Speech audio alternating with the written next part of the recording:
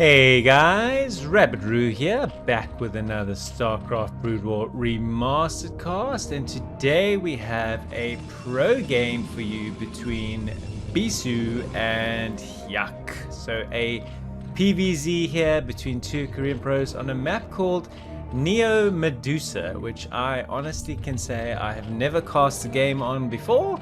So I'm quite looking forward to see what fun and interesting nuances are attached to this map. This comes from my replay pack, which ranges back to about 2015. So not an archaically old game, but certainly not a game that was played all that recently. It doesn't take away from the fact though that it is always fun to watch what our friend Bisu is up to. So he is doing a forward pylon here in preparation, I imagine, for a forward gateway expand, possibly a forge. We'll have to see what he does. And Hyuk is just going for what looks like an overpull opening, as is probably most standard in a PVZ. So yeah, so what's happening with me at the moment? Well, I am doing my last of the batch recording. So because I'm going on vacation for about 2 months to a place where I can't take my computer and all those good things, I have had to try and make 29 videos in 2 weeks so that I cover the months of November, December, and January, February. And I actually managed to do so. So today is the last 3 videos of that compilation. So it's the 28th of November today that I'm recording this. By the time people are watching this, this will probably be February 2023. If that is the case, Happy New Year to you and all your family. So yeah, so we're going to take a little bit of a break after this, and then we'll be back, but we should be able to keep our 3 times a week upload schedule going, which I'm pretty happy about. And yeah, it's been a lot of fun. The response and the support to the channel has certainly motivated me to do something as crazy as making 29 videos in a week, which is kind of what I ended up doing. So as I'm standing here, I'm a little tired, but I'm also supremely motivated, and I have left some games that I knew I would really enjoy kind of towards the end, which makes sense. So stop babbling now, because Bisu's probe is seeing that 6 slings have popped, and he's like, okay, I'm going to need 2 cannons to protect this, and then pretty soon after that I'm sure he's going to throw down his gateway. Overlord is literally parked here on the Nexus going, hey, what's happening with you? So yeah, all good so far. Scouting probe is dead. He's made a lot of lings here. This is more than 6. It's like 8. I'm good at maths, guys. Really good at maths. Okay, so the 2 cannons are in play. The gateway is about to go down. There it is. And the Nexus is up. I like Bisu's position. Quite a few lings made by our Zerg, meaning his hatchery is still quite a long way from being done. So he is going to be on pretty low econ and pretty low production position for quite some time, which may give Bisu a window to pressure Hyuk. Hyuk is a terrifyingly strong Zerg player. He's been cast many times on various Broodwar channels, so I'm familiar with him. He's a very good Zerg. And of course, Bisu's Bisu, man. Everybody knows who Bisu is. He's just an absolute monster, particularly in PVZ.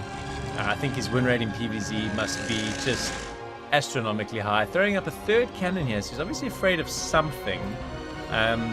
What that is, I honestly do not know, but he felt it necessary to have a 3 cannon wall at this stage of the game. Maybe that's a little bit conservative. It's difficult to say. No units in production as of yet. He's actually just skipped and gone straight to cybernetics core, so maybe he doesn't want to build the zealots, deciding, okay, there does come the first zealot as I say that. But I wasn't sure, well, I'm not really sure if he needed all 3 cannons. Maybe the cannon gives him the peace of mind that he can get all those 3 probes that were holding the line off to work. So perhaps that's the reasoning for the 3rd cannon. Okay, so where are we in this game? I've been mumbling and muttering and talking a whole bunch of crap. We are getting a lair. Looks like it's probably just for Scourge.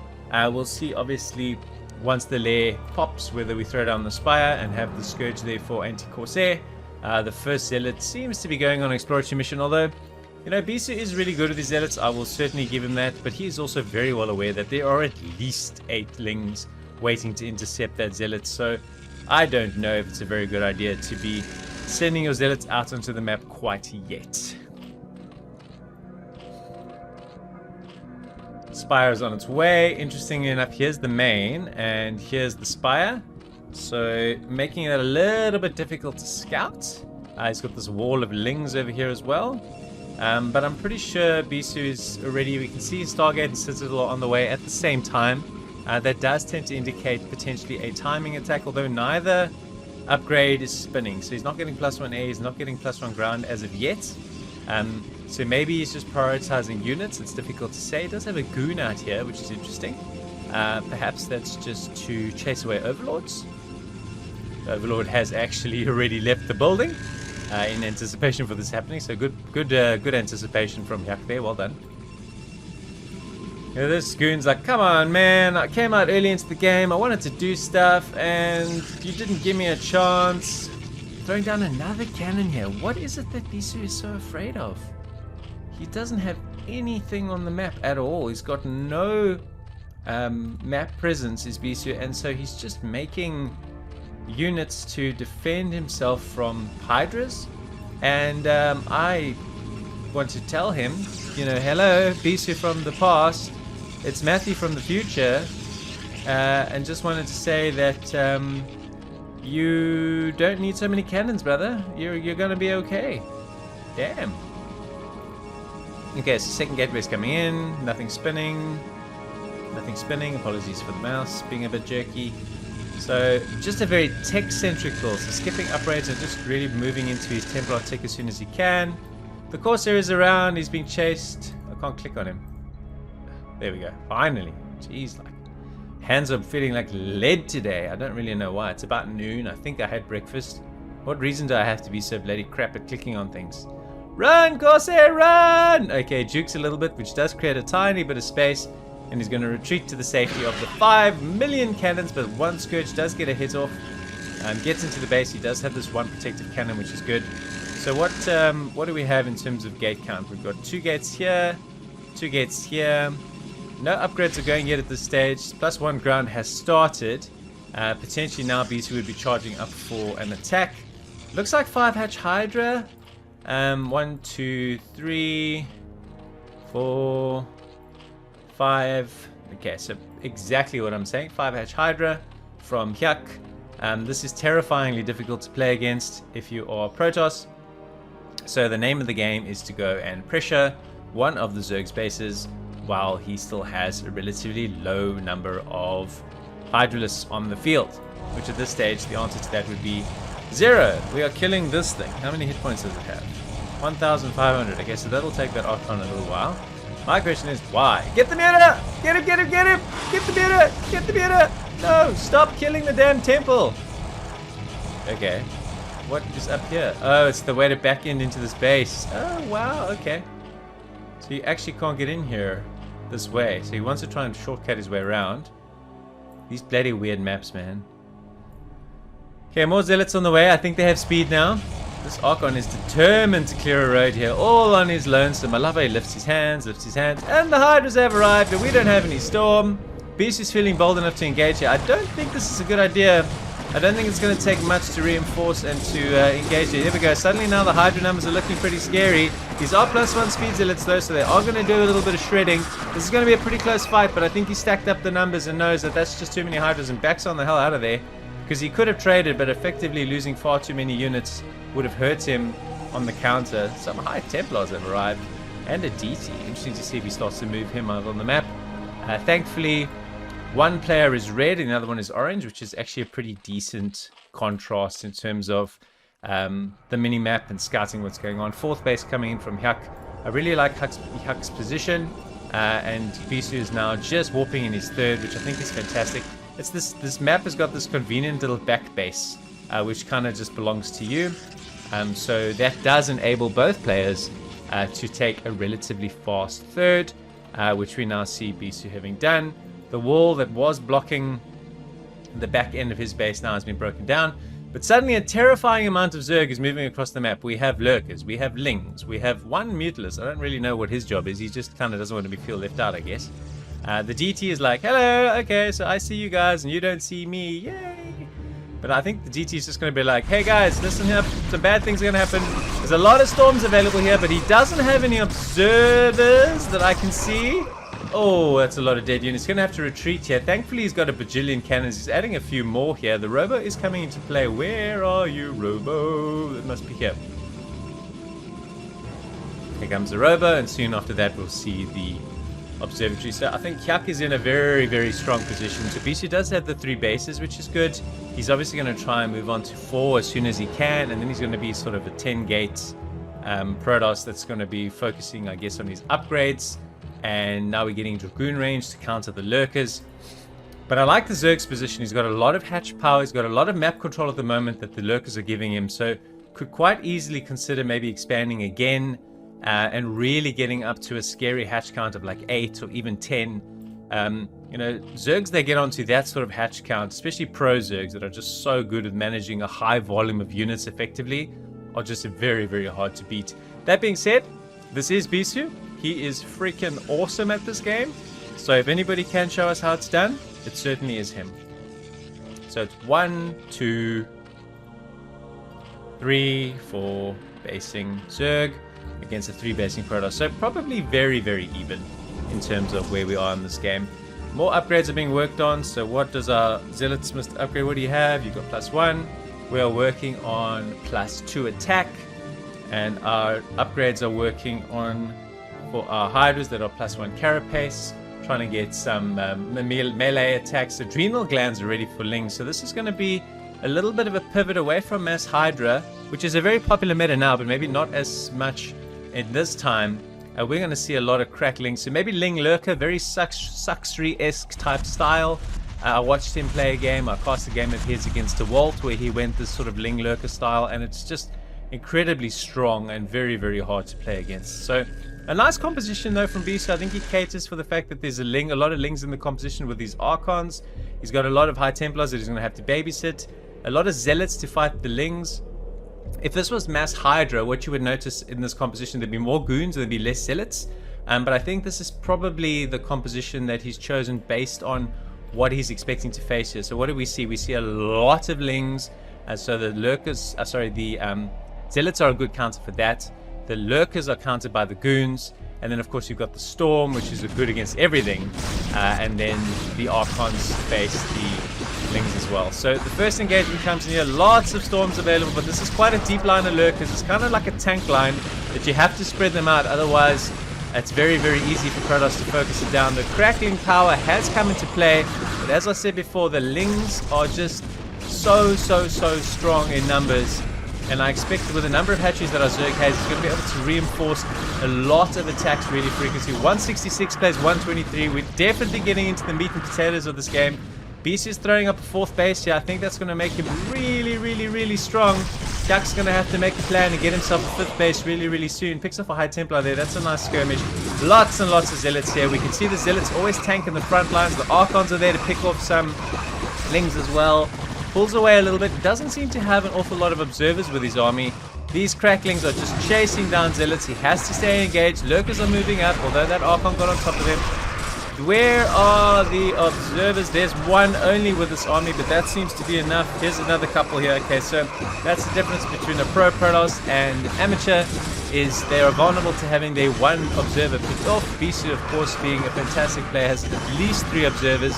This fight, though, it's mainly just Dragoons left, but also it looks like Zerg is running out a little bit of steam here. Only Cracklings that's really coming in to engage, although they are really good against Dragoons. So we've got 14, 15 Lings at a time coming out. So this is very strong commitment from Hyuk to Lings. Bisu, on the other hand, is adding another gateway, keeping his upgrades going. He's soon going to have +3 by my calculations, because +2 must have finished. There we go. So he's going to be a +3 attack Protoss on 4 bases. I just don't know how Hyuk ends up stopping this unless he can get himself a few more bases and hatches. It looks like he's heading down here to expand, which is arguably a little bit overdue. And I think Bisu's game awareness here is really strong, knowing that the only real chance that the Zerg has to beat him, because his upgrade scales so well, is to continuously expand and just have an overwhelming amount of macro power. So I think the name of the game for Bisu for the next few minutes will certainly be base denial. I think he'll have comfort now that this base is established. He'll have comfort that this army is sort of quite centrally placed in the map. So if we look at where this base is and where the fights are going to happen, it's going to be very difficult for Zerg to get access to this base unless they do something funky like a drop. So we'll have to see what choices Hyuk makes, but he fully understands that Bisu has got control of this game and he's going to have to make the running to change that. So a lot of zealots here. Oh, come the Dark Swarms. The Defilers have arrived. Against the ground-based melee attacks, the Defilers are fairly worthless. The Dark Swarm is just a very nice diversion for the Lurkers, but not as effective as, for example, this is against Terran. But still a decent tool if used in the correct hands of a strong Zerg. So more and more Lings coming across. I get the feeling that Bisu is posturing towards trying to pressure this base, which is certainly the right move. He's trying to establish yet another base over here. The Zerg does detect that he is going to be able to clean this up without too much of a problem. In the meantime, he's sending down his units here to pressure this base of the Zergs. We're going to see a nice squishy engagement here where the units are all converging from the top side and the side. Beautiful storms though. I hear a DT also whacking away, so this Overlord's going to have to get out of dodge. He's a dead Overlord, so I don't know what, if anything, he has to detect this DT, so that's a bit of a pain. More Ling Lurkers, more Defilers to support them. Unfortunately, just goons here that just get absolutely chowed by Cracklings. It is just mind-blowing. Okay, so he does shut this base down. Mission accomplished. He now needs to regroup with the rest of his army. His goons backing away a little bit, waiting for support from the group that were down below, knocking out that base. And here we go. Unfortunately, under the Dark Swarm, these Lings are just absolutely devastating. They'll tear through a building in literal seconds. Dead Nexus, dead Pylon, dead everything. Bisu just sacks it. He knows there's actually nothing he can do. This Dark Templar, though, is having an absolute whale of a time. 7 kills. The Observer's giving him all the vision he could possibly want. And now these units as well are going to get polished off. And potentially then Bisu will go and re-establish his base. I think there was a little bit of pressure that came up here. It does kind of make sense because of the distance between where Hyuk is and this base. That Bisu could face some pressure. That's probably his biggest challenge in this game, is to keep his units close enough to cover all of his bases. This game has certainly moved into a base denial phase where it just comes down to expanding yourself and denying the expansions of your opponents. So DT's here keeping an eye on whether this expansion happens. This expansion has come up from Hyuk. It's not a lot of minerals at all. I think it's just for him to have another hatchery. Bisu's army is moving down this way, but I don't know if he scouted this as of yet. He certainly hasn't sent any observers here. His composition is interesting because there aren't a lot of storms with this. It's mainly DTs, Zealots, Archons, about 4 High Templars. So it's a very, very strong mix, and he's got 4 observers with him at all times. There are the Archons, there's the Storms, the basically Cracklings. A couple of Hydras now have come into the mix. We haven't seen a lot of Hydra use from Hyuk as of yet. It's basically been Ling, Lurker, and a little bit of Dark Swarm. There's the Plague Goo on those goons, beautifully executed. Now suddenly the Hydra numbers become a little bit of a challenge for Bisu because he doesn't have any Storm left here. He's got 1 High Templar, 2 High Templars, and I don't think they have any Storms left, because if they did, they probably would have thrown them off already.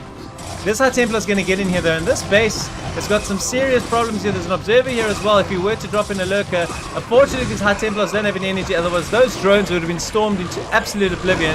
But Hyuk comes in here and tidies up quite nicely. I think he evacuated all the drones he needed to. There is a storm, unfortunately for Hyuk. Beautifully done by Bisu. Down to 35 drones. That was really, really big damage. And you can see here, this Protoss is absolutely relentless, just sending down wave after wave after wave. 1, 2, 3, 4, 5, 6, 7, 8, 9, I think it's 10. Gate production, really, really strong. You can see there 8+2, so it is going 10 gateway units at a time. Just relentless amounts of pressure. Hyuk is now rebuilding this position. He's rebuilding a few drones to try and resaturate. But he's certainly on the back foot just from the relentless pressure of our Protoss player, who's just gone with +3. Now he's starting with plasma shields and ground armor. And I think when he's fully upgraded all of his ground units, it's just going to be a huge mountain for our Zerg player to climb. Okay, so we're just posturing in the middle of the map. He's got 1, 2, 3, 4 mining bases, soon to be 3 because this one's about to run out. It's trying to establish another position, or at least block another position from being established. This did come up along with the Nidus, so that's very good for our Zerg player. I don't think Bisu knows about this. If he does, I don't think he can access this right now because of the fact that there's a giant clump of orange army in between. I hear lurkers shooting, but what are they shooting? So he's trying to break through here to try and come up and clear a road to this base, which makes sense. Okay, so some Overlord. So Overlord has gone. That was the Nidus. That was not a drop sack. They make a very similar sound. Some Lings have come in here. Here we go. A nice big engagement again. A little map. There've been a lot of central engagements in this game. Suddenly there are not much Hydralists in the army. Here come the observers. I think they were a little bit out of position. We saw him posturing back and forth. I think he wants to add a few more Dragoons to his composition here potentially. He's pretty much got Zealots. That's a nice plague though. That affected a huge chunk of Bisu's army. So well done. High Templar died there unfortunately. I don't know how many storms he managed to get off. Here come the Hydras now. How many High Templars does he have supporting him? He's got 3. A lot of his units are plagued there, and Bisu decides perhaps it's better to move away. 192 plays 145. A very, very strong, very, very high level PVZ here for you to enjoy between two of Starcraft's better players. That is a beautiful storm, killing at least 5 Hydras in one shot. Beautifully done. Another storm as well. These plagued Archons are not too phased about life. I think it's because they're predominantly shields anyway, but let's see. 190 plays 145, so still very similar positions. It's going to come down to money, like most games do. Are there any other bases up for grabs? Pretty much this one, and that's it. I think I've liked how Hyuk's positioned his lurkers in this game. He's certainly used them in a very strong way. Oh no, this is a lot of cracklings. Wow, those zealots just got absolutely devoured. That was painful. Hyuk seemed adamant about trying to take this position. If he does, I think it certainly does have an impact on the results of this game, but maybe he's needed to have taken it already. In other words, he's missed his window. Difficult to say. I just think Bisu's so strong. His upgrade scales so well. His micro with his storm and his unit composition is really good. So let's see where he chooses to pressure. He has not stopped moving his army around the map. He's got a shuttle and throwing some Reavers in for luck. Reavers are getting his cracklings. Those Lings were on hold position and now they're on dead position. More Lings coming around from the side, so it's a little bit of a flank. We can see hordes of orange coming in from this side, so we can expect a full surround. These Reavers are going to be in danger real quick. They're going to have to lizard their way down. Go, Caterpillars, go! But I don't think it's going to matter all that much. There's just so much powerful Protoss here. We have 3 High Templars in. I haven't seen any storms go down as of yet. Maybe the storms are waiting. Positioning the Archon here is absolutely beautiful. Hydralists coming across this bridge will just get absolutely chowed by this Reaver. The shuttle is a slow shuttle. He probably needs to move out of dodge. There go the storms. There go the drones. He must have killed at least 10-15 drones there. So Bisu is targeted down the space. Hyuk decides, do you know what? You don't have any units here, let's counter. But the storms on the reinforcing High Templars are really good. There's 7 High Templars here. Unfortunately, they've stormed a whole bunch. Bisu is now moving his army across. His observers are out of position though. The flanking lurkers are doing enormous damage because he doesn't have an observer to support his army. There come his observers now. And now I think these Reavers are going to have a firing day at the lurkers who get the hell out of dodge, which is a good idea. Bisu's army has crossed this bridge here. It is unfortunately trapped. This maybe gives Hyuk a little bit of an opportunity to surround. He's not using the opportunity though to press a Bisu base, which is potentially a mistake. The problem is if he goes and presses a base and loses too many units, then he's just too vulnerable to being overrun. So it's a difficult, quick decision to be made. 3 obs get picked off there. I don't think he has any left. That was pretty nicely done by Hyuk. Buys himself some time to regroup. And now we see what happens here with this army, which is kind of stuck. Here comes some more Zealots. I don't know what position, if any, they're going to press. Oh, here comes a lot of Zerg. So some Zealots are moving across here. He's just adamant about not giving Hyuk this position. Hyuk really needs the space. In fact, Bisu's trying to take it for himself, which I think is bold, but certainly the best move. He's got plenty of cash banked up. This is a dead Archon.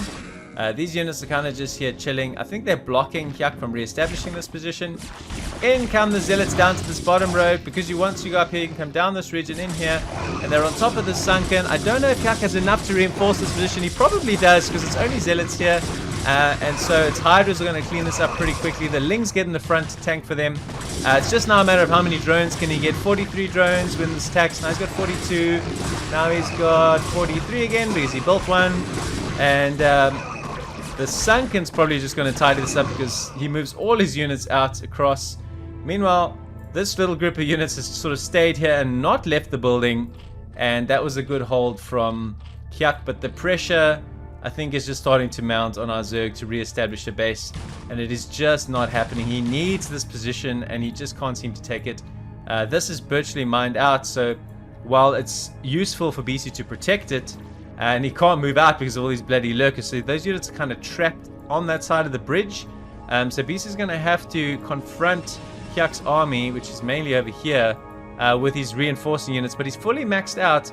So this certainly wouldn't constitute a big chunk of his army. This is really where it is. And good gracious me, look at the number of High Templars that are in here. Here comes the big engagement. A nice storm. Another one over there. He's got so many storms. He's got storms for days. Even storms himself a little bit. Not too phased. Zealots are going to come in here. Where are your observers? There's one here. One is plenty. A couple of units running a little bit forward, getting too excited. Lurkers are being picked up. I think quite soon when he feels like he can, he might move these units across to come and support. But for now, he can't do that. More Archons fighting against Lurkers. I think he decides to back out of there. A couple of Hydras as well. So 101 plays 190. Bisu's controls this game all the way through, identifying that this position is so critical. He does throw down the hatch here, but he's going to have to be able to hold this entire army of Bisu's at bay. And I just think that is just such a tall order. Here's moving even more units across to fight. Here they come, head-on collision. A nice scattering of units. The cracklings, which have been so prominent all game, get us around on the Zealots. More Zealots here, more engagements, more Archons. The storms have suddenly disappeared, so maybe those High Templars morphed into Archons along the way as they ran out of energy. And it looks like now the surround could happen here. So if he's got his observer in play, which he does do, he's going to try and from both angles eliminate this little lurker content to get the rest of his army into play. Hyuk obviously expected this would happen, does pull what remaining forces he has left, but he really doesn't have much. These Archons are absolutely tearing through these Hydras and these Lings, and I think this is going to be the end of the road for our Zerg player. Just a beautiful example of base denial and relentless pressure from Bisu today. I think he's going to now move across here and take out this hatch. I'd be very, very surprised if he doesn't at least posture that way. Maybe he's looking to take down the production of Hyuk as opposed to his money, although he's pretty much out of cash. He's got this base, and that's it. We have a one... Okay, this is also mining. So we have a two basing Protoss. He's not going to go after this position. Yes, he is. So he goes after this position. Is he going to focus entirely on this? Or is he going to look to go here? Difficult to say. He's got so much army here in this place. That hatch goes down. You might as well keep going, son. You've got units to burn. Comes across here. This is just not enough Zerg to hold all of this Protoss. There are so many Zealots. I mean, what's our upgrade profile at this stage of the game? We have 3-2-2 Protoss units. Just so strong. Lurkers in play here, but I'm sure there'll be an observer. There we go. We've got 3, just in case we needed a spare and a spare. In comes the Protoss, and he is going to wreck the space where a huge concentration of Hyuk's drones are. He taps out. An absolute masterclass from Bisu. A beautiful PVZ. Storms all the drones. He's obviously really in the zone because he smashed that game a little bit after Hyuk left. A good PVZ, that one. I really enjoyed it. A little bit of a weird map. Slightly older game, but still the same brilliant Bisu. I'm Ravidru. If you enjoyed this game, I'm a variety Brood War caster who casts on a regular basis. So consider subscribing to the channel. And until next time, I will see you soon.